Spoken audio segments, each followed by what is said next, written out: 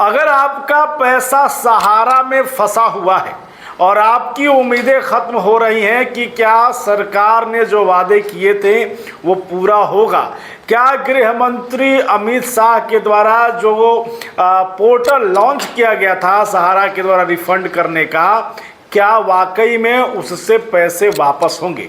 देखिए, आपके पैसे कितने सहारा में डूबे हैं, सहारा में हैं, ये तो हम नहीं जानते, लेकिन ये साफ है कि भारत सरकार ने डेटा दिया है कि उन्होंने जो पोर्टल सहारा रिफंड पोर्टल लॉन्च किया उससे जो है कितने लोगों के अकाउंट में पैसे आए हैं।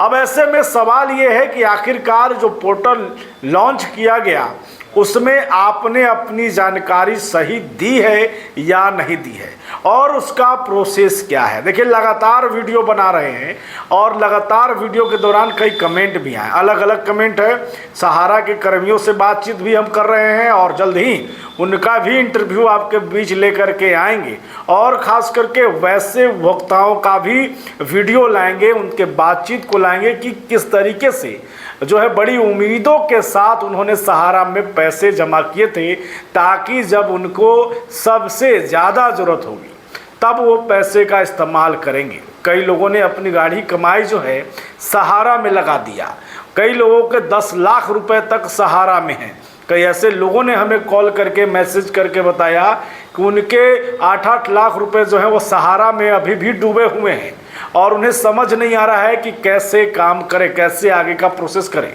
तो आज हम आपको यही बताने वाले हैं। इससे पहले आप बुलेट न्यूज़ टीवी देख रहे हैं और मैं हूं आपके साथ राज पाठक। चैनल पर नए हैं तो फिर चैनल को फॉलो और सब्सक्राइब जरूर करिए। RNP ग्रुप ऑफ इंस्टीट्यूशंस में नर्सिंग और पैरामेडिकल कोर्सेज में नामांकन शुरू। आधुनिक लैब, अनुभवी फैकल्टी और बेहतर प्रैक्टिकल ट्रेनिंग के साथ रोजगार की मजबूत तैयारी। बेटीज बेटों के उज्जवल भविष्य की शुरुआत RNP ग्रुप के साथ। देखिए, सहारा में पैसा डूबा है अगर तो उसको निकालने के लिए भारत सरकार के द्वारा जो पोर्टल लॉन्च किया गया था उसमें एक समय सीमा तय की गई थी कि आप इतने समय तक जो है ऑनलाइन कर सकते हैं और उसके बाद आपके खाते में महज इतने रुपए ही आएंगे। अब सबसे बड़ी खुशखबरी ये है तमाम उपभोक्ताओं के लिए कि अब सरकार के द्वारा सुप्रीम कोर्ट में जब इसकी सुनवाई की गई उसके बाद बड़ा आदेश आता है और इसे साल 2026 तक के लिए जो है वो ओपन कर दिया जाता है, यानी कि 2026 दिसंबर तक आप इसमें ऑनलाइन कर सकते हैं। साथ ही 45 दिनों का समय सीमा भी इसमें तय किया गया है। आपको बता दें कि इससे पहले जो पोर्टल लॉन्च किया गया था केवल छोटे अमाउंट वालों के लिए, जो निवेशक थे उनके दावे को जो है उनके जो आवेदन थे उनको प्राथमिकता दी जाती थी, लेकिन अब बदलाव किया गया है। अब आप 10 लाख रुपए तक क्लेम जो है कर सकते हैं। साथ ही अगर किसी तरीके की कोई जानकारी की कमी की वजह से आपका फॉर्म रिजेक्ट हो गया तो फिर आप दोबारा से गलतियों को सुधार कर जो है फॉर्म फिल कर सकते हैं और पैसा आपके खाते में आएगा। ये मतलब मौका मिल गया है बढ़िया। अब सवाल ये है कि पैसा मिलेगा कैसे।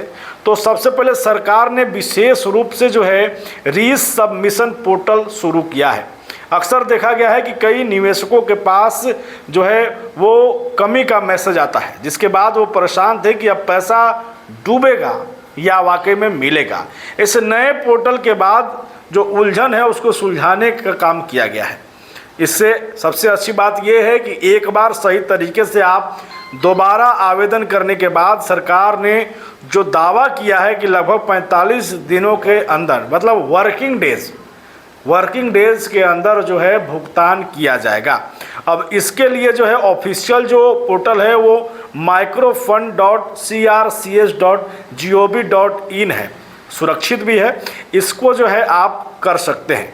अब सबसे बड़ा सवाल है कि आपके पैसे डूबे हुए हैं, 5 लाख है, 10 लाख है, किसी के 20 लाख भी हैं, किसी के 2 लाख हैं, कोई ऐसा भी है जिसका 1 लाख रुपया 50,000 रुपया है लेकिन वो डूब गया है, लेकिन वो 50,000 रुपया भी उसके लिए महत्वपूर्ण है।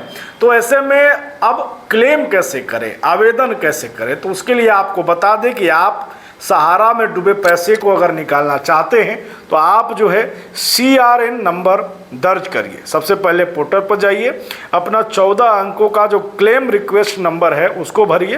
कैप्चा वेरिफिकेशन आएगा, स्क्रीन पर दिख रहा होगा कैप्चा, उसको जो है आप वैलिडेट करें। फिर आधार लिंकिंग, यानी कि सिस्टम आपके आधार से जुड़े मोबाइल नंबर को पहचानेगा, यानी कि आधार कार्ड जो है जिस पर आपका मोबाइल नंबर अंकित है उसको आप ले जाएं। उसके बाद उस पर OTP आएगा, OTP डालें।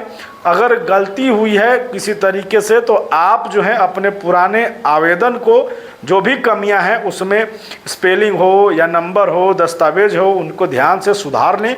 फिर आएगा फाइनल सबमिशन। सभी जानकारी चेक करने के बाद फॉर्म को दोबारा सबमिट कर दें। स्टेटस चेक करते रहें। सबमिशन के बाद आपको एक नया रसीद नंबर मिलेगा जिससे आप भविष्य में अपने स्टेटस का ट्रैक कर सकते हैं। यानी कि ये प्रोसेस क्या है, कैसे आप क्लेम करते, ये वो प्रोसेस है। आपको आएगा, लास्ट में आपको स्टेटस चेक करना है, उसका एक जो है रसीद नंबर है, नया नंबर मिलेगा, उससे आप पता कर सकते हैं कि आपका जो क्लेम किया गया ID है उसका प्रोसेस, उस पर काम क्या किया जा रहा है। अब जो है आपको बता देते हैं कि आखिरकार ये जो नया अपडेट जो है ये क्यों आया गया। देखिए, इस नया अपडेट पर सरकार के दावे हैं कि ये अब आधार कार्ड, बैंक खाते और मोबाइल नंबर से लिंक होना अनिवार्य हो गया है, क्योंकि पैसा सीधे जो है DBT के ज़रिए आपके बैंक खाते में आधार से जुड़ा है तो आएगा। इसीलिए ये जो नया अपडेट किया गया है सरकार के द्वारा कि सहारा में अब आपके आधार, मोबाइल नंबर से बैंक खाते लिंक होने ही चाहिए, जबकि खाते में ही पैसे आएगा। तो हमने आपको बताया कि क्लेम अगर आपको करना है तो उसका प्रोसेस क्या है। अगली वीडियो में अधिक जानकारी लेकर आपके बीच आएंगे। आपके भी सवाल होंगे तो आप कमेंट करें, हम अगली वीडियो में कोशिश करेंगे उस पर बातचीत करें, उसका सलूशन पर बात करें। लगातार बने रहिए, देखते रहिए बुलेटिन न्यूज़।